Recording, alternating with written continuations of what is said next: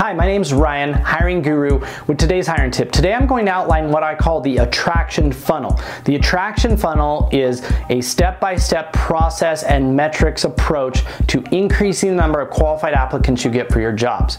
Make sure you stick around to the end. I've got a really special attraction funnel worksheet that you can download that will help you track all of your numbers and all of your data, identify places where you should put your attention, and give you some description about exactly what to do next. So make sure you stick around to the end.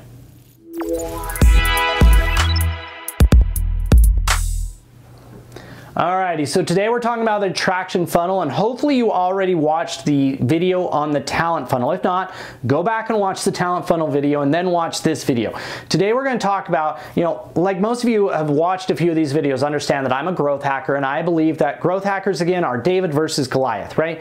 Little companies versus big companies, new innovations versus old entrenched ideas, right? And so I believe that growth hacking is how you solve the hiring problem, especially when you're a small employer, because what you don't have is big budgets and brand name, but what you do have is creativity and speed, willingness to try new things. And that's really what David did to beat Goliath. He had speed, he had willingness to try something different. He changed the rules of the game so that now he suddenly was at the advantage, and Goliath, the big, slow, heavy, armored, heavily down. Just think about that's your big organizations you're competing against. So we talked about the talent funnel, but when you dig down deeper and break it into its segments, I love talking about the top one, which is the attraction funnel.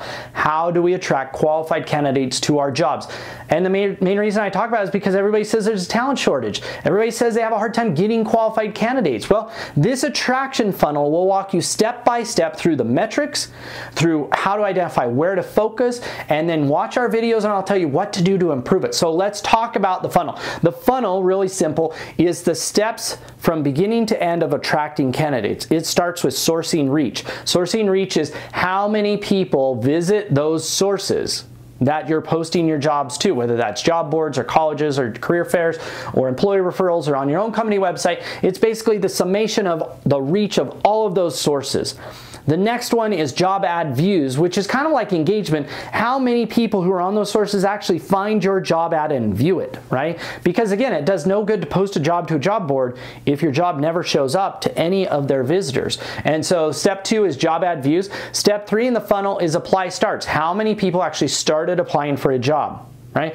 Now think about it. To this point, most applicant tracking systems, most hiring software didn't actually track any of that data up until just recently. I know when I started in the space, nobody was tracking that data and it wasn't visible to you. You would have to hack your way around it with Google Analytics or some other thing. And to be honest, most HR people don't actually know what that data is or what to work with it. So again, sourcing reach, how many total people do your job boards or sources have on them? Job ad views, how many people actually are looking at your job ad? And those two are really hard to get to. So we may just have to estimate, right? And then actually apply starts. How many people start applying? Now that brings us to the next step, which is how many apply completes, how many completed applications actually get submitted, whether it's online, whether it's carried in and handed to you in paper, whether it's faxed. There are some of those people who still do that, or whether it's submitted through your applicant tracking system, the number of complete applications. And the last one, which is important, but I'll put a little asterisk there, is qualified applicants. How many actually were qualified? Now the reason why that has an asterisk is that that's a bit subjective. You need to make sure that you have strict requirements of what equals qualified and what doesn't equal qualified in order to be able to track that last part, and especially the conversion rate, because you can cheat. So that's the funnel. Now what do I do with this funnel? Number one, you go through and you put in your metrics at each of those steps. How many applicants or how many job seekers land on the job boards we post to? How many view our job ads? How many actually start applying? How many complete the application, and how many are qualified, right? Number 2, we compute the conversion rate. Next to each one of those is a box where you'd put in the conversion rate. You just divide the top one by the bottom one.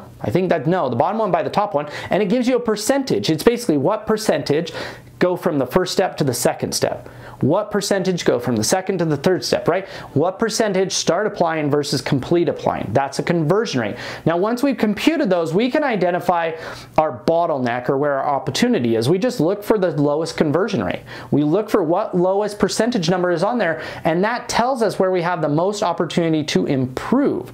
Once we've identified that, most people tend to focus on the top of the funnel. They just focus on, can I get more job boards? Can I get more views? Or can I get more people on the sources? Can I add more sources to the mix? But to be honest, a lot of potential lies in improving the conversion rate. So what do we do once we've identified our bottleneck or our opportunity? Then we make change. We drill into that area. We say, what could we do to make it better? How might we increase it? What could we do different? And we make change. And then we go back up to the top and we start over again. We track our results again. We see if our change actually did something. Did it increase our conversion? Did it increase the quantity of people getting through? And we just keep going through that process over and over again. Now, if you want extra credit, take that attraction funnel worksheet and fill it out, not overall, but fill it out by job type or title, by location, by source, right? The more you drill that in, the more specific you get, the more powerful it will be when you start saying, how might we improve this? You could build an attraction funnel for just sales reps from Indeed. You could build an attraction funnel for just all applicants from employee referrals. Those funnels can be used and split and spliced all different ways based on, again, the goal isn't just to track it, the goal is to go back and actually improve the results. And so the more specific we get, the fewer options we'll have for what you do to fix it. And so it gets really, really narrow and focused on what we should do next. So that is the attraction funnel. Now, I told you if you stuck around to the end, I'd have a really cool download for you. Download our attraction funnel worksheet. It will give you the worksheet you need to go and fill out all of your metrics to be able to identify your bottlenecks, and it will give you some ideas of what you can do to fix it.